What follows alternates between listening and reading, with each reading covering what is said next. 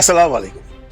সারা বিশ্ব যখন Iraq, Israel আর আমেরিকার যুদ্ধ দেখছে, যখন মধ্যপ্রাচ্য জ্বলছে, যখন সারা বিশ্বের মানুষ তাকিয়ে আছে সেই মধ্যপ্রাচ্যের যুদ্ধের দিকে, তখন বাংলাদেশেও একটা যুদ্ধ চলছিল। সেটা গত সোমবার, মানে গতকালকে। বন্ধুরা, আপনারা হয়তো অনেকেই জানেন, যুদ্ধের যে কোনো অংশে কম নয়। আপনারা জানেন জঙ্গল সলেমপুর আক্রমণ করা হয়েছিল গতকালকে সোমবার বাংলাদেশের র্যাব, পুলিশ, বিজিবি এবং এপিবিএন বাহিনীদের দিয়ে। প্রায় 3,000 থেকে 4,000 আইন শৃঙ্খলা রক্ষাকারী বাহিনী সেখানে আক্রমণ করেছিল এবং সেখানে 3টি হেলিকপ্টার, কয়েকটি ড্রোন এবং বেশ কয়েকটি এপিসি দিয়ে আক্রমণটা চালানো হয়েছে। ইনকিলাব মঞ্চের আহ্বায়ক শরীফ ওসমান হাদি হত্যার প্রধান আসামি ফয়সাল সহ ভারতে গ্রেপ্তার দুজনকে বাংলাদেশে ফেরত আনার প্রক্রিয়া শুরু হয়েছে।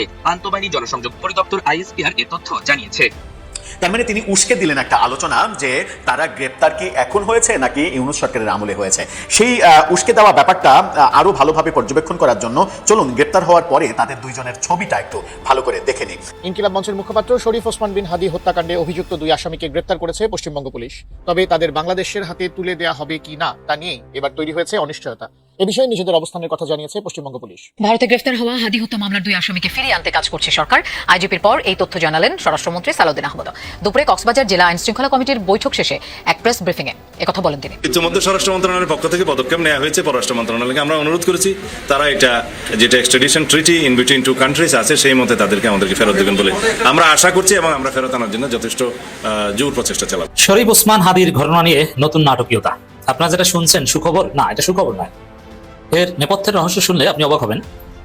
শরীফ ওসমান হাদির হত্যাকারী, সেই আলোচিত প্রধান 2 আসামি, সেই শুটার যাকে নিয়ে এত কিছু, কখনো শোনা যায় যে তিনি বাংলাদেশে আছেন, কখনো ভারত গেছেন, আবার কেউ বলে দুবাই, অনেক কিছুই। কিন্তু শেষ পর্যন্ত আল্লাহর কাছে বলতে পারবো তো আমি দেশের জন্য মারা গেছি। আপনারা কি বলবেন? মনে পড়ে এসব দিনগুলো। খুব ইমোশনাল দিন ছিল, খুব আবেগের দিন ছিল। ঘরে বসে বসে দেখতাম, চোখের পানি ফেলতাম, দোয়া করতাম, মন থেকে দোয়া করতাম। যাই হোক, আজকে মনটা একটু অন্যরকম ভাই। আজকে আমার ওয়াইফের মৃত্যুবার্ষিকী, আবার আমার বড় মেয়ের জন্মদিন একই দিনে। যাই হোক, আসি মূল কথায়। এই যে আমরা একটা গণভোট দিলাম, আর এই যে সবাইকে বলতে শুনি যে গণতন্ত্রের জন্য নির্বাচন খুবই জরুরি, নির্বাচিত সরকার ছাড়া কেউ দেশ চালানো উচিত না। ওই কথা বলি তো একটা নির্বাচন করলাম আমরা, এবং এই নির্বাচন ছিল হ্যাঁ ভোট না ভোটের আর জাতীয় ভোটের। জাতীয় ভোটের মধ্যে পাশ করলো বিএনপি, তারা ক্ষমতায় চলে গেল। এখন গণভোটটা তারা স্বীকার যাচ্ছে না, অস্বীকার যাচ্ছে। কিন্তু কথা হচ্ছে, আপনারা বলতেন গণতন্ত্রের জন্য এই দেশ, গণতন্ত্রের জন্য নির্বাচন, গণতন্ত্রের জন্য জীবন দিতে চান, গণতন্ত্রের জন্য 71। হ্যাঁ, 71 কেন? গণতন্ত্রের জন্য তো এই যে আমাদের দেশে এরশাদ আমলে একটা অভ্যুত্থান হলো না, বা বিপ্লব যাই বলেন, যে নামই ডাকেন না কেন, কেন হয়েছিল? গণতন্ত্রের মুক্তির জন্য।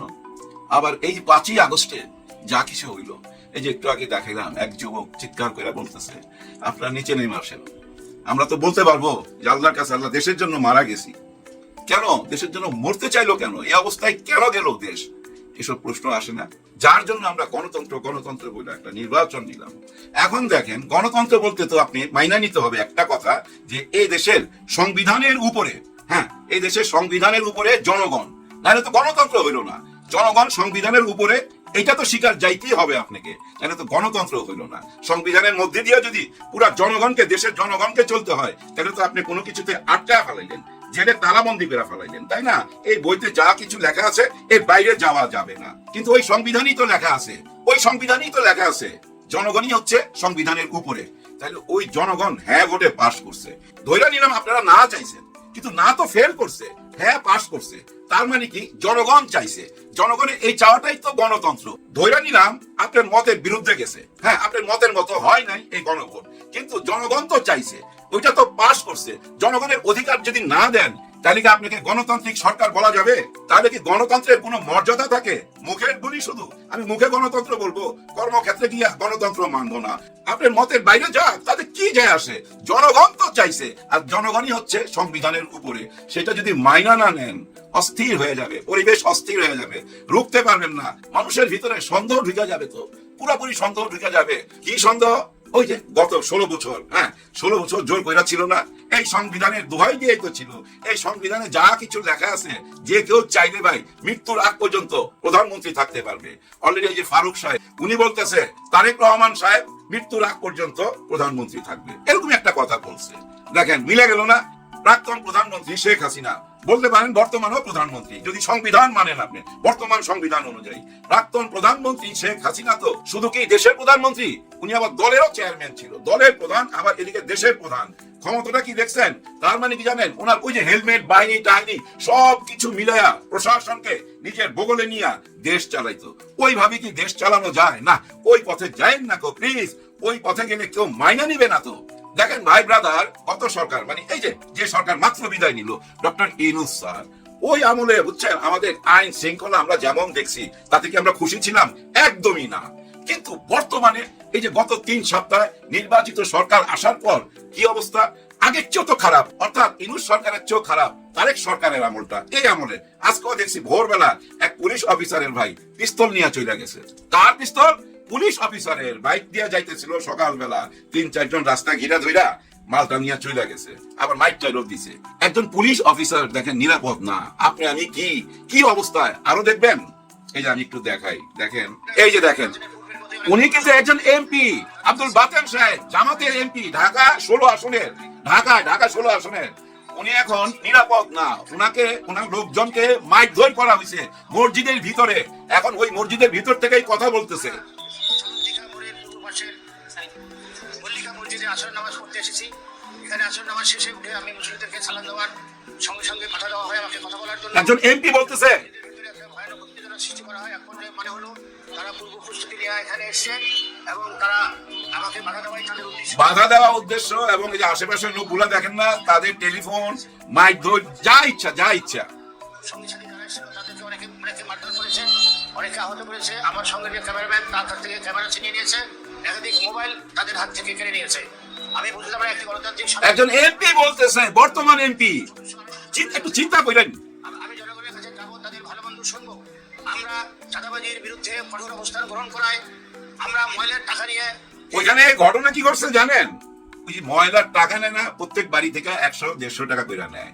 এই টাকার পরিমাণ মান্থলি যায় বুঝছেন 150 কোটি টাকা হয়ে যায়, 150 কোটি হয়ে যায়।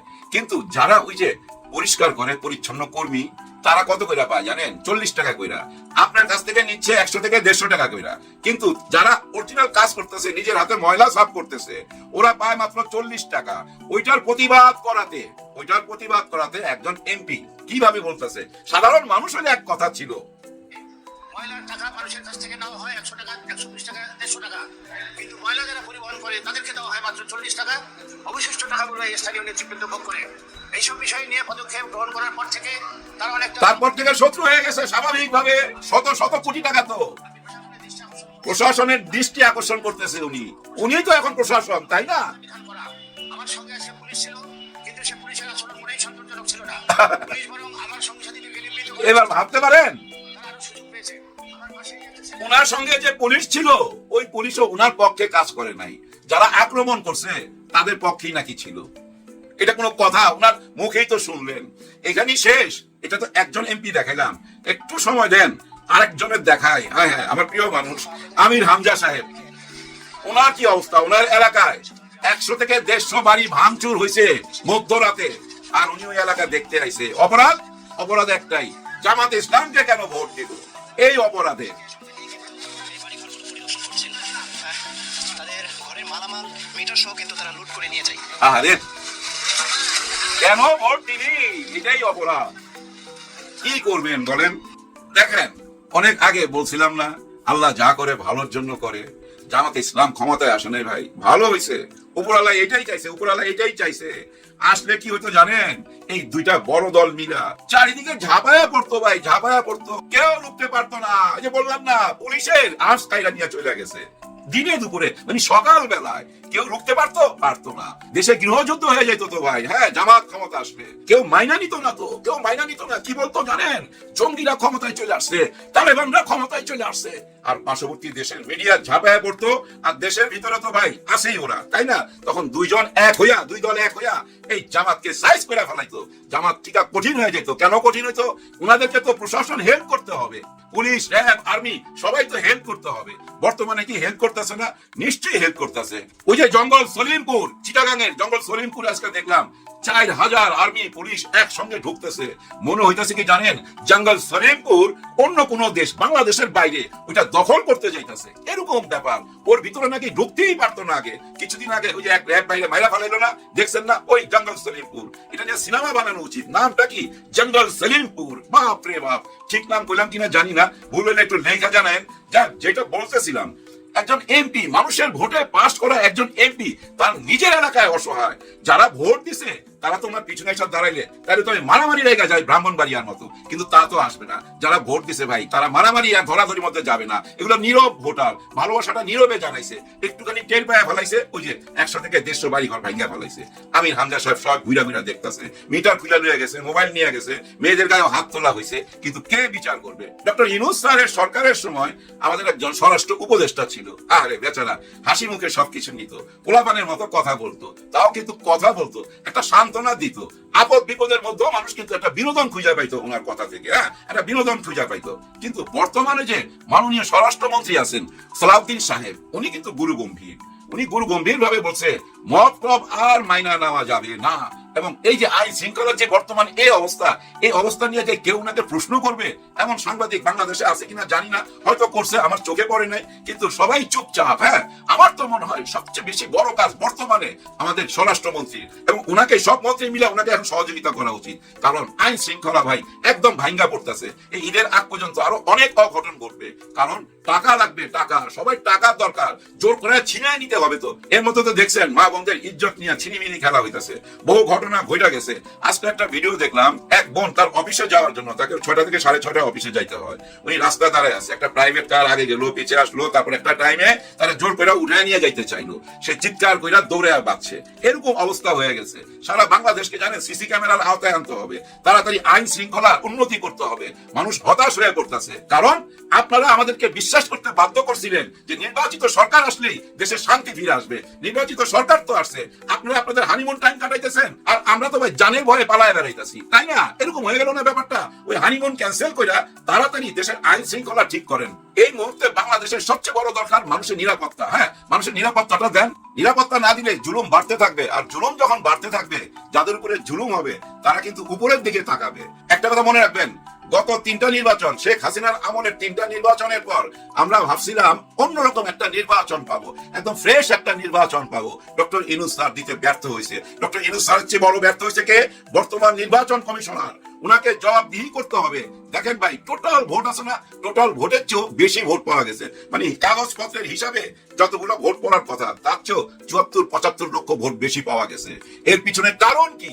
এটা জবাবদিহি তো তাকে করা উচিত, কিন্তু কে জবাব চাইবে? সরকারেরই তো চাওয়া উচিত, তাকে তো জবাব দিতে হবে। এই 74 লক্ষ অতিরিক্ত ভোটটা কই থেকে আসলো? আসলে এত জবাব কই থেকে দিব? চারিদিকে তো খালি প্রশ্ন আর প্রশ্ন। শান্তি নাই ভাই। শান্তি নাই কেন জানেন? ওই যে জনগণের অধিকারটা ছিনিয়ে নিছে মানুষের ভিতরে, না ভাই, ভয় ঢুকে গেছে। হায় হায়, ওই আগের সরকারের মতো নাকি? আগের বলতে ওই আগের সরকার, ইউনূস সরকার না, ওই আগের সরকারের মতো হয়ে গেল নাকি? তলে তলে হাত মিলায়া ওই আগের মতই কি জোর করে দেশ চালাবে? হ্যাঁ ভাই, জোর করেই তো দেশ চালাইতেছে, কারণ সংবিধানের উপরে জনগণ, এই কথাটাই তো আমরা জানতাম। কিন্তু এখন কি জানতেছি? না, আমরা সংবিধানের দাস, আমরা হলাম সংবিধানের কৃতদাস, এই তো বুঝাইতে চাইতেছেন, আর তো কিছু না। কিন্তু এই জায়গা থেকে কি ভালোবাসা পাইতেছেন না বদদুয়া পাইতেছেন? একটা কথা মনে রাখবেন, ভালোবাসার জবাব ভালোবাসা, আর ঘৃণার জবাব ঘৃণা। এইটুকু মনে রাখলেই যথেষ্ট। এপিসি কোডটা চিনেছিল তো বন্ধুরা? এপিসি হলো আরবার পার্সোনাল কেরিয়ার, যেটা দিয়ে সেই যে গোপালগঞ্জে যখন ঝামেলা হয়েছিল এনসিপির, তারপর নাহিদ সার্জিসদের যে আহততে করে তাদেরকে সেখান থেকে রক্ষা করা হয়েছিল, সেটা হলো এপিসি। সেই এরকম এপিসি গিয়েছে 3টা, যুদ্ধই বলা চলে। এই সলিমপুর বিগত 20 বছর যাবত ওদের দখলে ছিল। বাংলাদেশের মধ্যে আরেকটি দেশ বলতে পারেন। 3000 একরের উপরে জায়গা নিয়ে গঠিত এই এলাকাটি কয়েকজন সন্ত্রাসীর আন্ডারে ছিল। তারা সেখানে নিম্ন আয়ের মানুষদের কাছে জমি বিক্রি করে তাদেরকে বাসস্থানের ব্যবস্থা করে দিত, এবং এলাকাটা এত সুরক্ষিত ছিল যে ওখানে যেতে হলে একটা বিরাট বড় লোহার গেট আছে, সেটা পার হয়ে আপনাকে ভেতরে ঢুকতে হবে। ওর ভিতরে আলাদা একটা দেশ, ভয়াবহ একটা ব্যাপার, যেখানে কোনো আইন নেই, শৃঙ্খলা নেই, যেখানে আইন নির্ধারণ করে সেখানকার নেতা আকাশ বা ইয়াসিন। এই সলিমপুর বিগত সরকারের আমলেও তাদের দখলেই ছিল। কথায় আছে 20 বছর পর দখল করা হলো। 20 বছর যদি হয়ে থাকে তাহলে 17 বছর আওয়ামী লীগের সময়ও সেই সলিমপুরে কোনো পুলিশ, মিলিটারি, আর্মি সলিমপুরকে দখল করতে পারেনি। এখন অনেক অ্যানালিস্টরা বলছেন যে এটা কি শুধুমাত্র ওদের একার দ্বারা সম্ভব হয়েছে? না, এর পিছনে একটা বিরাট রাজনৈতিক শক্তি কাজ করেছে। কোনো একটা মহলের ক্ষমতা ব্যতীত এটা দখল করা সম্ভব নয়। সরকারের কোনো পক্ষের লোক যদি তাদেরকে কোনো রকম সাহায্য না করে মানসিকভাবে, তাহলে তারা সেটা করতে পারতো না। তারা সেটা করে এসছে বিগত 20 বছর যাবৎ। এর মধ্যে এই গত জানুয়ারি মাসে ইউনূস সরকারের শেষ দিকে একটা আক্রমণ চালিয়েছিল র্যাব বাহিনী, এবং আপনারা জানেন সেখানে একজন র্যাবের কর্মকর্তাকে গুলি করে হত্যা করা হয়েছে এবং 3-4 জনকে দারুণভাবে আহত করা হয়েছে। কিন্তু এই সরকার এসে এই প্রথমবার সলিমপুরে এক যুদ্ধের অবস্থা বিরাজ করে পুরো সলিমপুর দখলে নিয়ে নিয়েছে। যদিও তাদের মূল নেতা ইয়াসিনকে ধরতে পারেনি, কিন্তু 20 জনের মতো সদস্য আটক হয়েছে। বলা হচ্ছে ওখানকার যে নেতৃস্থানীয় সন্ত্রাসীরা আছে তারা নাকি খবর পেয়ে গেছিল যে সামহাও আজকে আক্রমণ হবে, এর জন্য তারা একটা কালভার্টকে ভেঙে দিয়েছিল, ট্রাক দিয়ে রাস্তা বন্ধ করে দিয়েছিল, এবং ওই কালভার্টে বালু ফেলে আর্মিদের যেতে যেতে, মানে এই যৌথ বাহিনীর যেতে যেতে ওরা ওদিক দিয়ে পালিয়ে গেছে। একবার যখন ওখানে আক্রমণ করে ওই জায়গাটা দখল করেছে, এটা একটা বিরাট সুখের খবর। এখন বলা হচ্ছে ওখানে র্যাবের ক্যাম্প করা হবে, পুলিশ ক্যাম্প করা হবে, এবং সলিমপুরকে পুরোপুরি দখলমুক্ত করা হবে, এবং সরকারি সম্পত্তি সরকারি নিয়ে নেবে। যে সম্পত্তির মূল্য আছে বর্তমান বাজার মূল্যে প্রায় 30,000 কোটি টাকার উপরে। এখানে আওয়ামী লীগের সময় কিছু প্রকল্প নিয়ে এখানে কাজ করবার কথা ছিল, কিন্তু সলিমপুরের সেই সন্ত্রাসীদের কারণে ওখানে কেউ ঢুকতে পারেনি। কিন্তু দেখিয়ে দিল বিএনপি। এর জন্য প্রথমেই বিএনপিকে বা এই সরকারকে একটা সাধুবাদ জানাই, এই জন্য যে এটা হলো তাদের ক্ষমতা দখল করবার পর প্রথম সাফল্য। কোনো ভালো কাজ করলে তাকে প্রশংসা করতেই হবে। আমি এর জন্য মাননীয় স্বরাষ্ট্রমন্ত্রীকে ধন্যবাদ জানাচ্ছি। এখন সমালোচনা বা আলোচনা করতে গেলে ভালো আলোচনা যেমনটি করবো তেমনটি খারাপ আলোচনাও করতে হবে।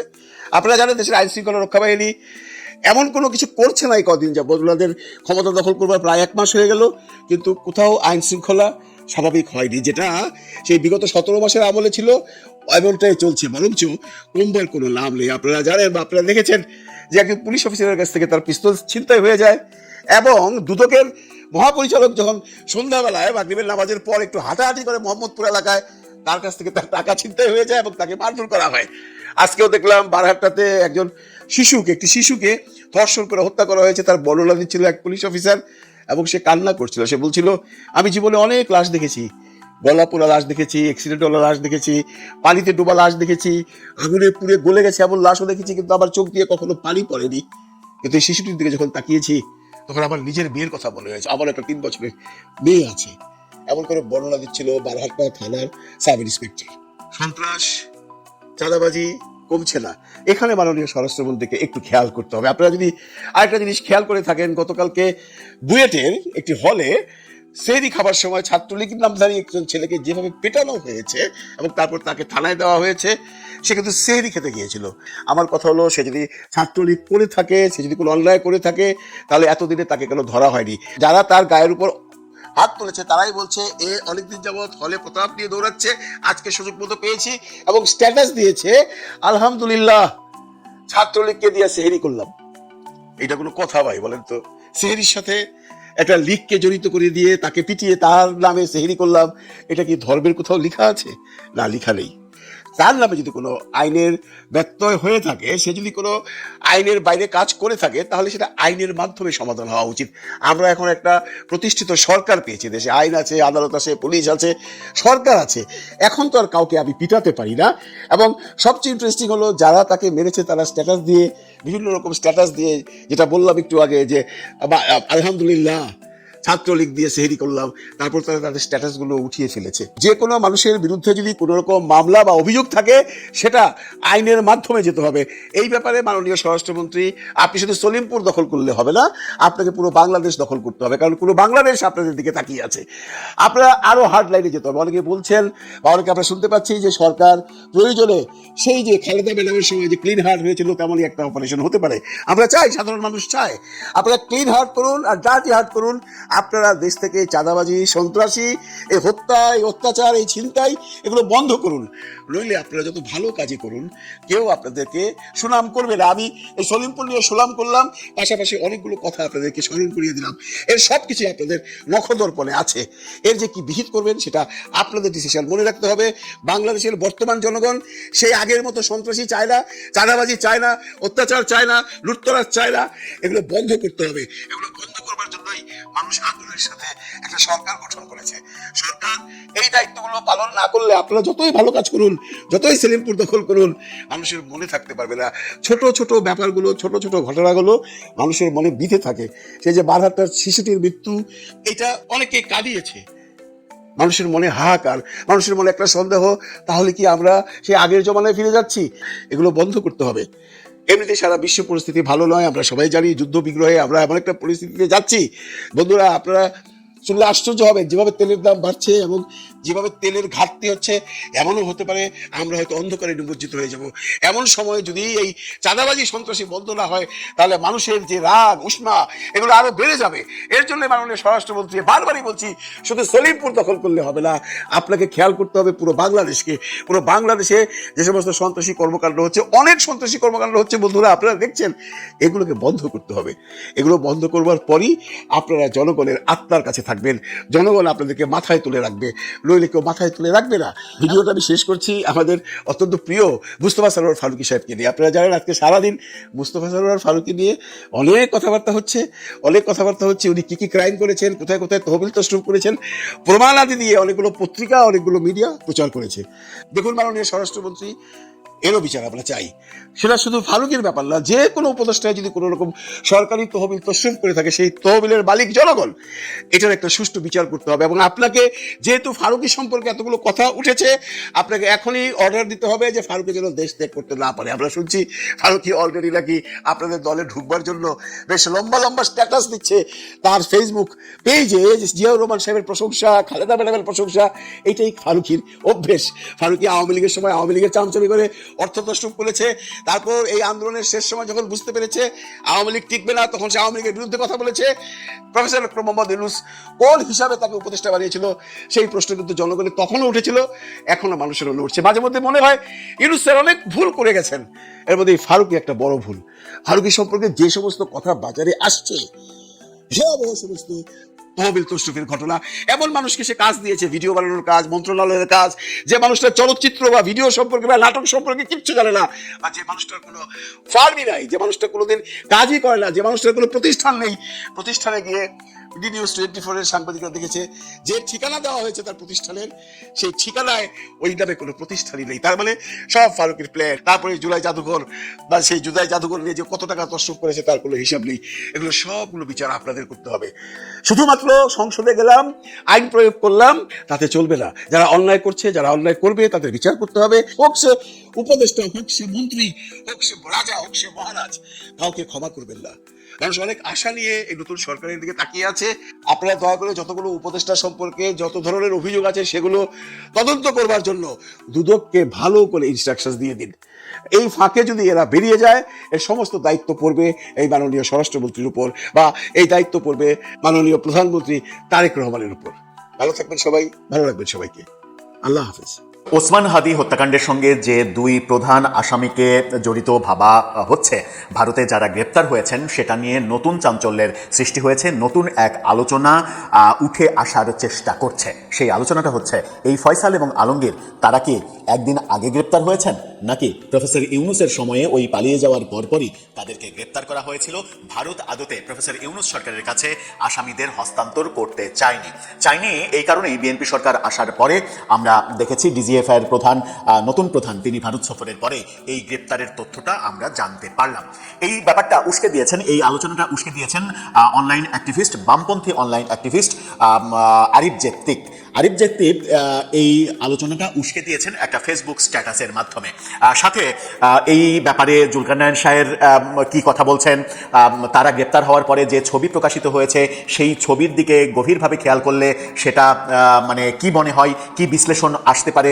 গোলাম মাওলা রনি, আলোচিত বিশ্লেষক, রাজনৈতিক বিশ্লেষক এবং রাজনীতিবিদ, তিনি এই ব্যাপারগুলোতে কি বলছেন।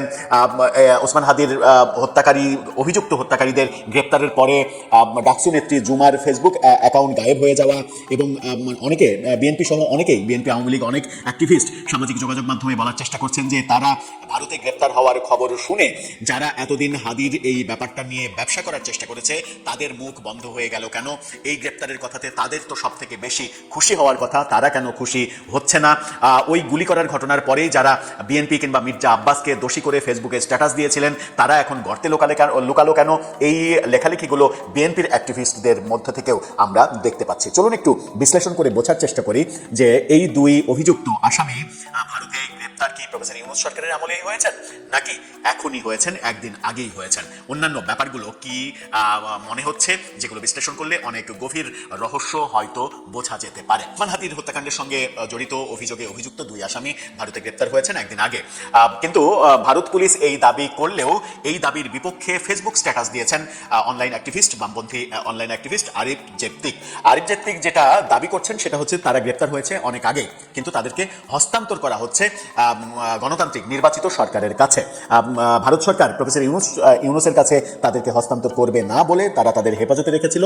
সময় সুযোগ বোঝে এখন নতুন সরকারের কাছে হস্তক্ষেপের কারণে একটা গ্রেপ্তার নাটক তৈরি করতে হয়, সেই কারণে এই গ্রেপ্তার নাটক এবং ঘোষণাটা এভাবে তারা দিয়েছে। আরিফ জেত্তিকের ফেসবুক পোস্টটা দেখে নিন আপনারা।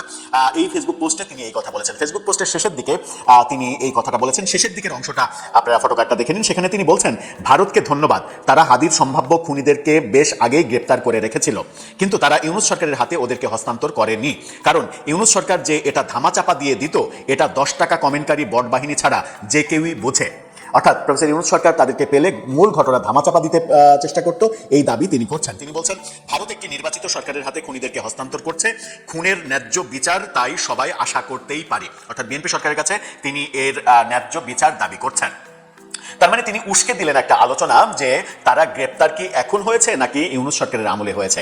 সেই উস্কে দেওয়া ব্যাপারটা আরো ভালোভাবে পর্যবেক্ষণ করার জন্য চলুন গ্রেপ্তার হওয়ার পরে তাদের দুইজনের ছবিটা একটু ভালো করে দেখে নিই।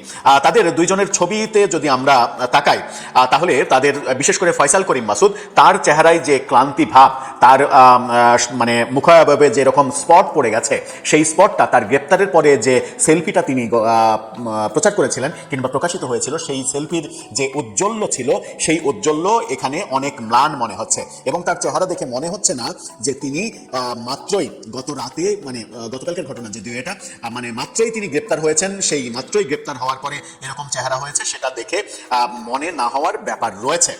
এক ধরনের সন্দেহ হতেই পারে তাদের এই চেহারা দেখে। সেই সন্দেহ থেকেই হয়তো আরিফ জেত্তিক এই প্রশ্নটা উত্থাপন করেছেন। এখন সময় কিংবা ইতিহাসই বলে দেবে যে তারা গ্রেপ্তার কি সদ্য টাটকা হয়েছেন নাকি তাদেরকে আগেই গ্রেপ্তার করে রাখা হয়েছিল এবং সময় মতো বিএনপি সরকার যখন নির্বাচিত সরকার এসেছে, নির্বাচিত সরকারের কাছে তাদেরকে হস্তান্তরের জন্য এখন এই ব্যাপারটা ঘোষণা করা হলো। আবার প্রবাসী সাংবাদিক নাজমুস সাকিব তার চ্যানেলের একটা ফটোকার্ডে জুলকারনায়ন শাহের ছবি দিয়ে তিনি জুলকারনায়ন শাহের একটি বক্তব্য দিয়েছেন, তিনি এরকম দাবি করছেন। সেই ফটোকার্ডটা দেখে নিন। সেখানে শাহের বলছেন, এদের গল্পটা এমন ছিল, এদের বলতে দুই প্রবাসী ইউটিউবার যারা হাদির এই ঘটনার পরে নানা ধরনের ন্যারেটিভ তৈরি করার চেষ্টা করেছেন, তাদেরকে আমি তাদের নাম মেনশন করতে চাই না, তাদেরকে উদ্দেশ্য করে তিনি বলছেন, এদের গল্পটা এমন ছিল যে দেশের গোয়েন্দা সংস্থার পরিকল্পনায় নাকি এই জঘন্য ঘটনা ঘটেছে, নোংরামির চূড়ান্ত করতে আমাকেও এর সাথে জড়িয়ে অপবাদ দেয়, মিথ্যা আর অপতথ্যের এক সাম্রাজ্য গড়ে তুলেছিল এরা, আর তাসের ঘরের মতো এখন সেগুলো ভেঙে পড়ছে। কলকাতায় গ্রেপ্তার প্রসঙ্গে জুলকারনায়ন শাহ তিনি যখন এই কথা বলছেন তখন আরো ইন্টারেস্টিং কথা বলছেন গোলাম মাওলা রনি। তিনি একটা ফেসবুক পোস্ট দিয়েছেন হাদি এবং ফয়সাল করিম মাসুদের ছবি দিয়ে। সেই পোস্টে তিনি লিখেছেন, সেই পোস্টটা দেখে নেন। সেখানে তিনি বলছেন, হাদির অভিযুক্ত হত্যাকারী ভারতে গ্রেপ্তার, সম্ভবত বাংলাদেশে ফেরত পাঠানো হবে। উল্লেখিত খবরে কতজনের কাপড় নষ্ট হচ্ছে, কতজন ফাঁসির দড়ি স্বপ্ন দেখছে, আর একটি তাজা প্রাণ ঝরিয়ে যারা 18 কোটি মানুষের আবেগকে পুঁজি করে সোনার বাংলা তছনছ করার চক্রান্ত করছিল, তাদের ওপরে সম্ভবত দাস আল্লাহর গজব নাজিল হতে যাচ্ছে। অর্থাৎ তিনি স্পষ্ট করে বলার চেষ্টা করছেন যে এই ফয়সাল করিম মাসুদ এবং আলমগীর ভারতে গ্রেপ্তার হওয়ার পরে বাংলাদেশে অনেকেই আতঙ্কিত হয়ে পড়েছেন, অনেকের কাপড় চোপড় নষ্ট হওয়া শুরু করেছে এই ভয়ে যে মূল তথ্য, আসল তথ্য যদি বেরিয়ে পড়ে তাহলে তাদের অবস্থা খারাপ হয়ে যাবে। আমরা আজকেই দেখলাম যে ডাকসু নেত্রী জুমা তিনি একটি গণমাধ্যমের সঙ্গে সাক্ষাৎকারে বলছেন যে হয়তো আমাকে ফাঁসানোর চেষ্টা করা হবে, হয়তো অনেককেই ফাঁসানোর চেষ্টা করা হবে, হয়তো আমাকে গ্রেপ্তার করা হবে, হয়তো আমাকে রিমান্ডে নেওয়া হবে, আমি যদি অপরাধ করে থাকি আমাকে গ্রেপ্তার করুক, ইন্টারোগেট করুক, করে বের করুক আমি এর সঙ্গে জড়িত কিনা, এই ব্যাপারগুলো তার সাক্ষাৎকারে শোনা গেছে। আমরা কোনো ধরনের কোনো নেগেটিভ আলোচনায় যেতে চাই না, যারা যা বলছে সেই ব্যাপারগুলো উত্থাপন করে আমরা এটুকু বুঝতে চাইলাম এবং দর্শক আপনাদেরকে বোঝাতে চাইলাম যে ব্যাপারটা জটিল আকার ধারণ করতে পারে কিংবা করছে। ব্যাপারটা খুব একটা সুখকর নয় তাদের জন্য যারা অতি উৎসাহী মনোভাব দেখিয়েছে বিগত 2025 সালের 12ই ডিসেম্বর থেকে একদিন আগে পর্যন্ত। এবং অনেকে বলছেন যে হাদি হত্যাকাণ্ডের ব্যাপারে বিচার চেয়ে আমরা দেখেছি ভোটের মাত্র কয়েকদিন আগে ইয়ের সামনে, যমুনার সামনে ইনকিলাব মঞ্চের ব্যানারে যে তাণ্ডব তৈরি করার চেষ্টা করা হলো, সেই রকম ব্যাপারগুলো আর করা সম্ভব হবে না। এই কারণেই অনেকে চুপচাপ হয়ে গেছে, অনেকে চুপ মেরে গেছে, অনেকে কষ্ট পাচ্ছে। এই অভিযোগগুলো সামাজিক যোগাযোগ মাধ্যমে বিভিন্ন অ্যাক্টিভিস্ট পোস্ট করছেন, লিখে দাবি করার চেষ্টা করছেন। আমরা সেই দাবির সঙ্গে